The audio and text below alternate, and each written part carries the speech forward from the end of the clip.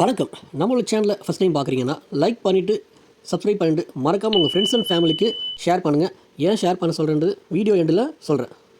சென்னையில் சில ஏரியாவில் நம்மளோட ஐடி ப்ரூஃபில் நம்ம என்ன டிஸ்ட்ரிக்ட்னு கேட்டால் நம்ம கெத்தாக சொல்லுவோம்ல. ஆமாங்க, அந்த திருவள்ளூரில் தான் நம்ம ஒரு சூப்பரான ப்ராப்பர்ட்டி எடுத்திருக்கோம். அதை பற்றி நம்ம வீடியோவில் பார்க்க போகிறோம். வாங்க. திருவள்ளூரை பற்றி சொல்லலாம், நிறைய விஷயம் சொல்லலாம். சின்ன சென்னை கூட சொல்லுவாங்க. ஏன் அப்படின்னு பார்த்தீங்கன்னா, சென்னையிலேருந்து நிறைய பேர் இந்த திருவள்ளூருக்கு வேலைக்காக வராங்க. வேலைவாய்ப்பு இங்கே நிறையவே இருக்குது. அது மட்டும் இல்லை, ஃபேமஸான வீரராகவர் கோவில் அது நம்ம திருவள்ளூரில் தாங்க இருக்குது. ஏன் பார்த்தீங்கன்னா, நம்ம சென்னையிலேருந்து அமாவாசை அந்த கோயிலுக்கு நிறைய பேர் வருவாங்க. அது மட்டும் இல்லாமல் இங்கே நிறைய வணிக வளாகங்கள் இருக்குது. சென்னை சில்க்ஸு, போஸ்டீஸ் இருக்குது, ஜிஆர்டி இருக்குது. அது மட்டும் இல்லாமல் இங்கே மருத்துவ வசதிக்கு ஜிஹெச் ஹாஸ்பிட்டல் இருக்குது.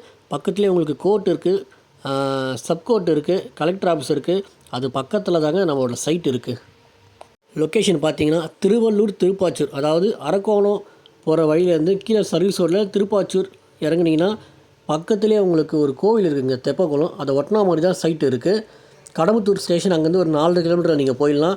இந்த சைட்டு என்ன ஸ்பெஷல் பார்த்தீங்கன்னா, திருவள்ளூரை பொறுத்த வரைக்கும் ட்ரெயின் ரூட்டாக யூஸ் பண்ணிக்கலாம், பஸ் ரூட் வசதியும் இருக்குது. ஸோ ரெண்டுமே உங்களுக்கு யூஸ்ஃபுல்லாக இருக்கும்.